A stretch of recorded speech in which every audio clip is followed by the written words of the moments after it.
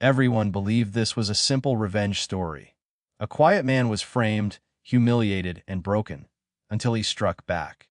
But investigators later discovered something far more disturbing. He didn't fight back because he was weak. He didn't fight back because he was ready. Ethan Cole was the kind of man no one remembered clearly.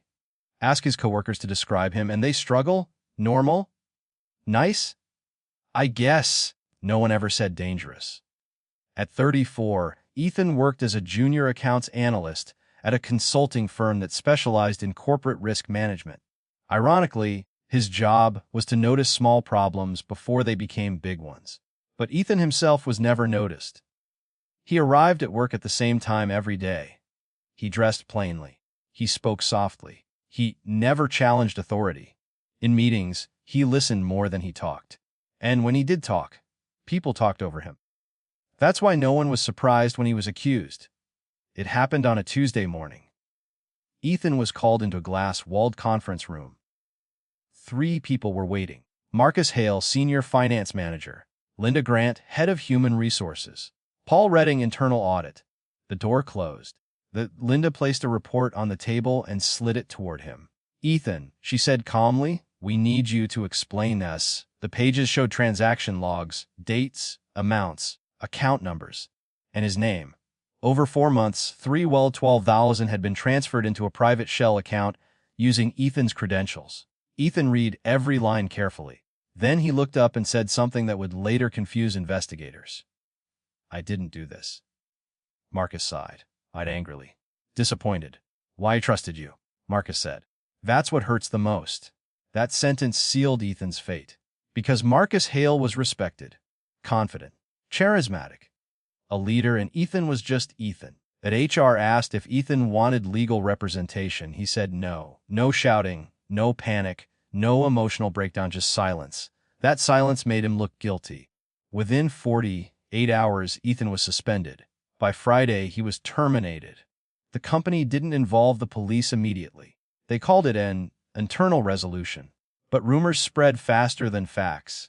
Friends stopped answering his messages. His ex-wife cut contact. His landlord raised his rent.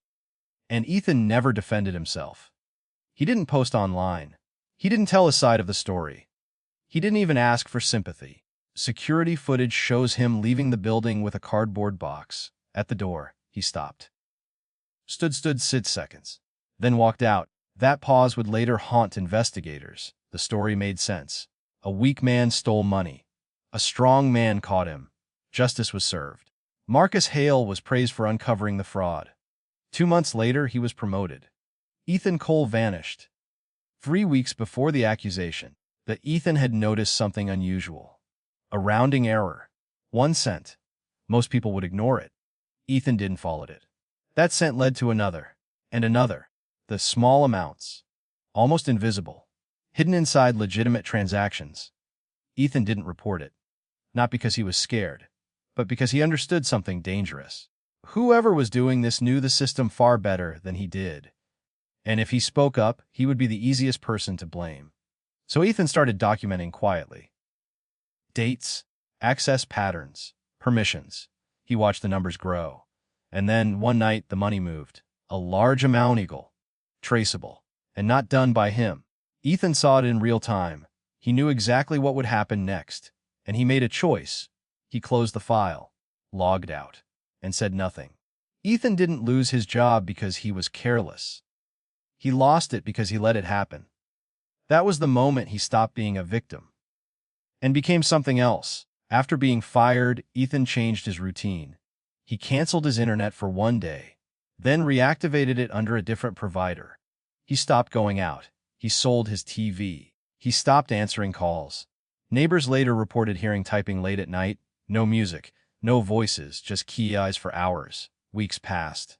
No charges were filed. The stolen money was quietly recovered through insurance. The company moved on. Marcus celebrated. Ethan disappeared months later. When forensic teams reviewed access logs, they noticed something strange. The night before the fraud was discovered, someone accessed the system. They didn't move money. They didn't change files. They just looked at audit trails, at permissions, at backups, The login used Ethan's credentials. But the location wasn't his apartment. It was across the street, at a closed cafe, which meant one thing. Ethan wasn't hiding, he was nearby, watching. At the time, everyone believed Ethan Cole stayed silent out of shame. What they didn't know was that his silence was a strategy. And the moment he let them destroy him, the outcome was already decided. Revenge stories usually begin with rage. This one began with a mistake so small, no one noticed it happening. And by the time they did, it was already too late. For 3 months after Ethan Cole disappeared, nothing happened. No angry emails, no lawsuits, no public accusations. Marcus Hale slept well again. From the outside, his life looked untouched. He had exposed internal fraud, protected the company, and been rewarded for it. His promotion was celebrated. His name appeared in industry newsletters under words like integrity and leadership. At work, people shook his hand. At home, his wife smiled again. And Marcus told himself the same comforting lie every night. Ethan Cole was finished. Men like Ethan didn't come back. The first sign that something was wrong came on a Sunday evening. Marcus was alone in his home office, scrolling through emails, mostly spam, news alerts, corporate updates. Then he saw one subject line that made his stomach tighten. Archived access logs. No sender name, no company domain, just a blank address. Marcus stared at it for a long moment. He almost deleted it. Almost. Inside was a single sentence. You checked the wrong permissions. No attachment. No explanation. Marcus laughed softly and closed the laptop. But his heart was racing, because that sentence meant something. And the number of people who could understand it was very small. Marcus told himself this wasn't Ethan. Ethan was quiet, passive, predictable. Ethan didn't threaten. He didn't tease. He didn't play games. And even if it was him, so what? Ethan had no proof. Marcus had erased the trails, or so he believed. 3 days later, the second email arrived. This one had an attachment, a PDF file. Marcus opened it. His breath stopped.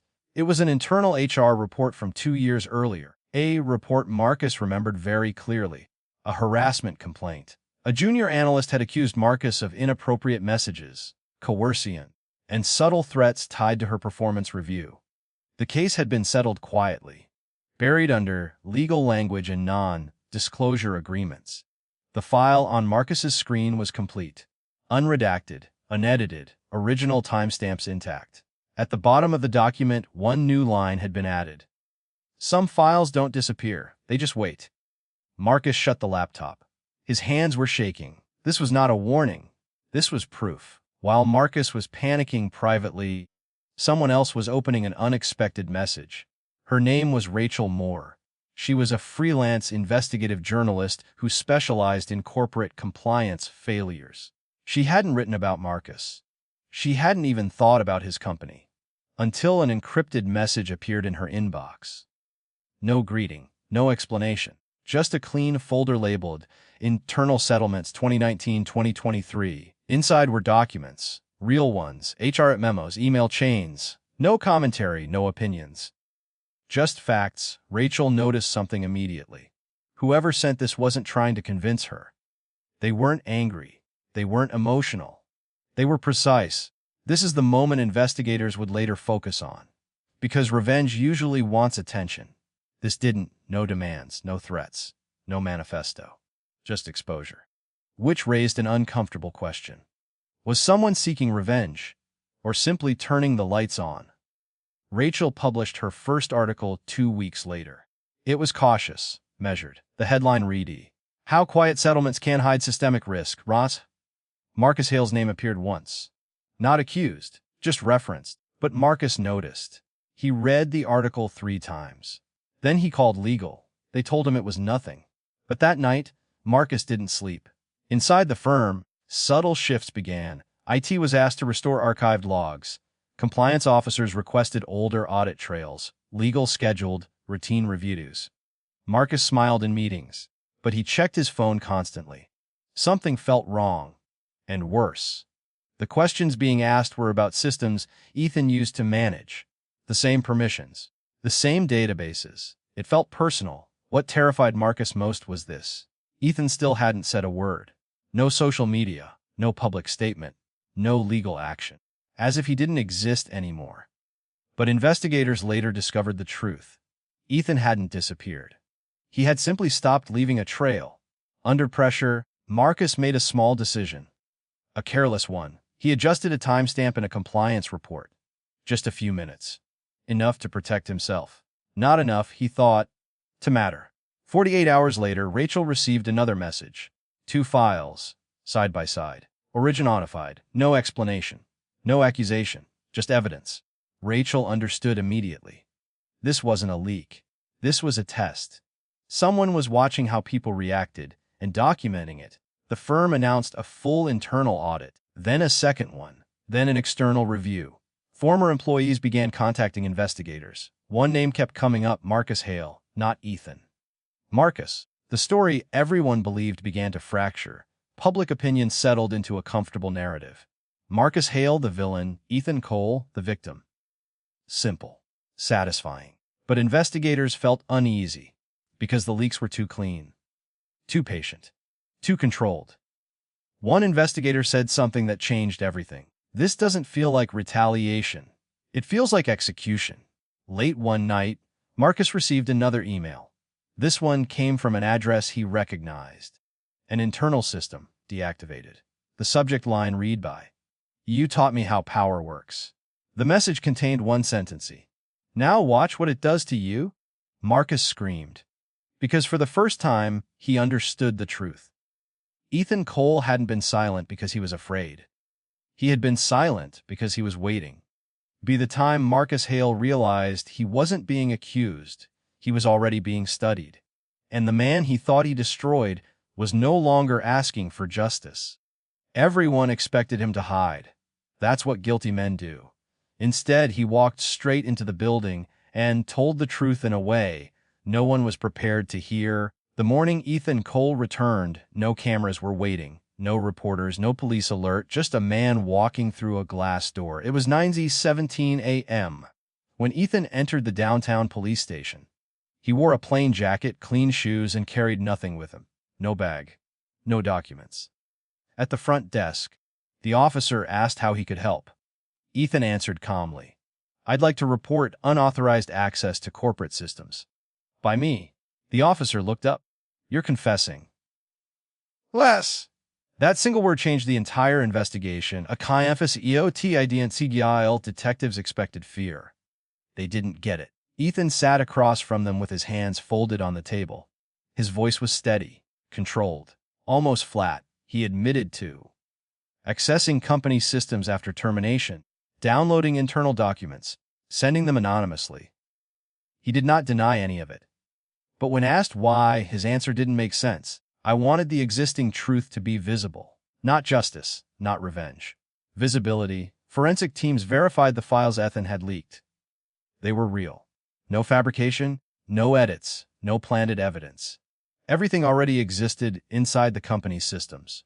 Ethan hadn't created a crime. He had revealed one. That should have made him a whistleblower. But something didn't sit right, because whistleblowers usually come forward early. Ethan didn't. He waited. A junior investigator finally said it out loud. If he knew about the fraud, why didn't he stop it? The room went quiet. Because that question changes the story. It removes the victim narrative and replaces it with something darker. Ethan explained his reasoning slowly.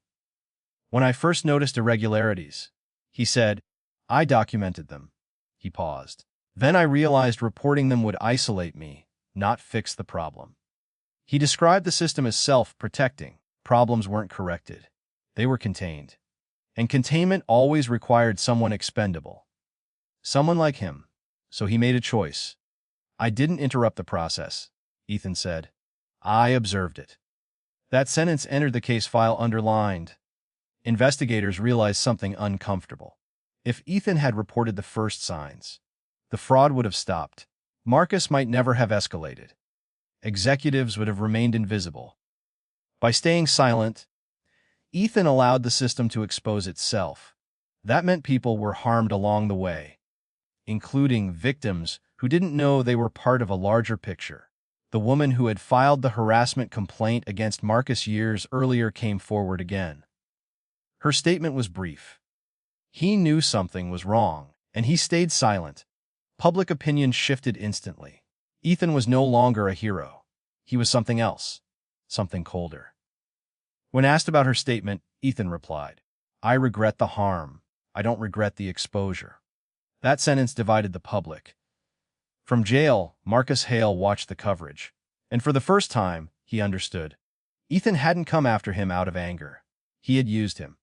Marcus was never the enemy. He was evidence. "I was part of his plan," Marcus told his lawyer. And for once, Marcus was right. During a deeper forensic review, analysts found something alarming. Ethan had accessed certain monitoring tools before any crime had occurred, months earlier, at a time when nothing illegal had happened. He wasn't reacting. He was preparing. One analyst wrote in the margin, "This looks less like revenge and more like design." From that moment, the investigation changed direction. The question was no longer, who committed the fraud? It became, who controlled the conditions that revealed it? And the answer kept pointing back to Ethan. Be turning himself in. Ethan Cole didn't clear his name. He erased the line between witness and architect. And for the first time, investigators wondered whether the quiet man had ever lost control at all. The moment the investigation stopped focusing on people and started focusing on patterns, the story stopped being safe. After Ethan Cole's confession, the case split in two. Publicly, it was still about Marcus Hale, the fallen executive, the corrupt manager, the obvious villain. Privately, federal agencies began asking a different question. How did so many failures follow the same shape? And more importantly, who noticed them first? A quiet federal review was launched. No press release, no announcement. Just subpoenas. They didn't start with Marcus. They started with structure. Auditors mapped decision paths across departments. They compared risk memos, compliance reports, and legal responses from different years. A pattern emerged almost immediately. Whenever misconduct appeared, responsibility flowed downward. Blame stopped at middle management. Senior leadership stayed untouched. Marcus Hale wasn't an exception. He was a model. One investigator described it simply. This wasn't corruption. It was architecture. That's when Ethan made his next move. For the first time, it was public. No anonymity, no encryption. Just a recorded video released online. The camera didn't move. The background was blank. Ethan spoke calmly. "I didn't expose a man," he said. "I exposed a method." Then he released documents. Not about Marcus alone, but about how the company responded to risk. Internal emails using phrases like sacrificial resolution preferred, containment over correction, reputational isolation required. These weren't theories. They were instructions. The reaction was immediate and violent. Some people called Ethan a hero. Others called him cruel. Victims of past settlements came forward. One woman stood outside the courthouse and said, "He didn't save us. He used us to make a point." That sentence changed everything.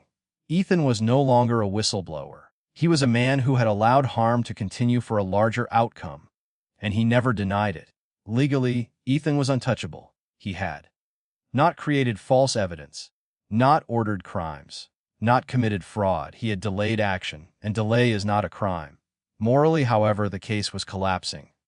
One federal prosecutor said, "If this goes to trial, we'd have to admit he understood the system better than we did." From prison, Marcus Hale requested an interview. His voice was hollow. "I was guilty," he said, "but I wasn't in control." He explained how Ethan had asked questions months before the fraud escalated. Not accusations. Questions. "Almost like he was measuring me," Marcus said. Then Marcus added the sentence that chilled investigators. "Never tried to stop me." That was true. Ethan had never intervened. He had watched. During a separate review, agents found something unexpected. An old notebook from Ethan's apartment. Inside were no confessions, no plans, just observations. One page reading. "If I stop it, they survive. If I observe it, they expose themselves." Another line written months earlier. "Systems don't collapse when attacked. They collapse when followed." The room went silent. This wasn't revenge language. This was systems theory. Forensic analysts reviewed Ethan's earliest system activity again. What they found disturbed them.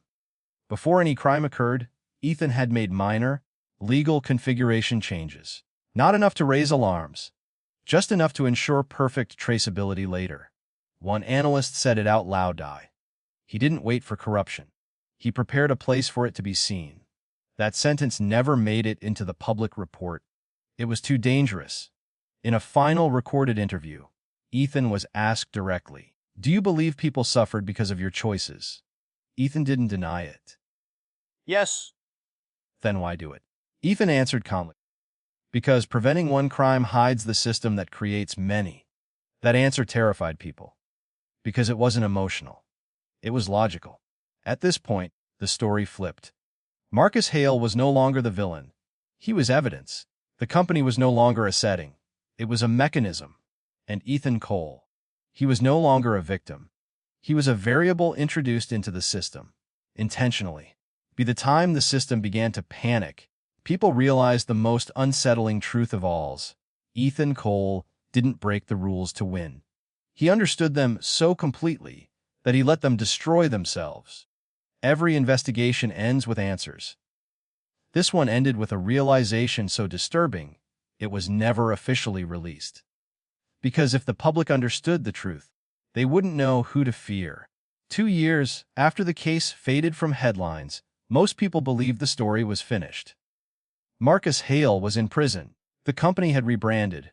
Settlements were paid. Policies were rewritten. On paper, justice had won. But behind closed doors, a different question refused to die. Was Ethan Cole reacting to corruption, or had he been testing for it all along? A small, independent oversight commission reopened the case quietly. Not because of Marcus, not because of the company, because of Ethan's timeline. One analyst noticed something strange. Ethan's most critical system access occurred long before the first crime, 18 months earlier. At a time when no money was missing, no complaints existed, no fraud had been detected. Yet Ethan was already building trace paths, legal ones, approved ones, invisible ones. The analysts reconstructed Ethan's early work. What they found was terrifying in its simplicity. Ethan hadn't installed backdoors. He hadn't weakened security. He hadn't encouraged crime. He had done something far more subtle. He had made the system perfectly observable. Every action, every decision, every shortcut, nothing illegal, just exposed. One internal report contained a sentence that was never meant to be seen. Ethan Cole did not discover corruption. He created an environment where corruption could not hide. That sentence was classified because it changes the story completely. Ethan didn't cause the crime, but he expected it. Not from Marcus specifically, from someone. Because Ethan understood something most people don't. Power always tests boundaries. And when it believes no one is watching, it reveals itself. Ethan didn't choose the criminals. The criminals chose themselves. This was the final realization. Marcus Hale wasn't the enemy. He was predictable. He fit the pattern perfectly. Ambitious. Protected. Untouchable. Marcus was not hunted. He was measured. The real targets were never individuals, they were boards. Legal shields, compliance theater. Marcus was simply the first domino to fall loudly enough. The commission found something else. An old job application Ethan had submitted years before joining the firm. Under research interests, he had written behavioral risk mapping.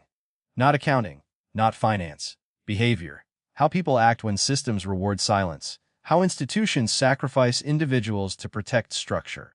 Ethan hadn't stumbled into this case. He had been studying it for years. In the last recorded interview ever gave, the interviewer asked, "Would you do it again?" Ethan didn't hesitate. "I didn't do anything," he said. "I removed darkness." The interviewer pushed back. "People were hurt." Ethan nodded. "They were already being hurt. I just made it undeniable." That answer ended the interview. Because there was nothing left to ask. One final discovery sealed the truth. Every company Ethan had worked for eventually faced a scandal. Sometimes months later, sometimes years later, always different crimes. Always the same collapse. Ethan was never accused, never charged, never named. But the pattern was undeniable. Where he went, systems failed. Not immediately, but inevitably. No court ever convicted Ethan Cole. No law ever touched him. But among investigators, one conclusion was quietly accepted. Ethan was not a hero. He was not a villain. He was a test. And the systems failed him. The documentary ends with a black screen. The narrator speaks slowly. We searched for a criminal and found many. We searched for a hero and found none. Because the most dangerous form of revenge doesn't seek punishment. It seeks truth and lets the world decide what to do with it. One final line appears on screen. Some men don't fight injustice. They wait for it to expose itself. Fade to black.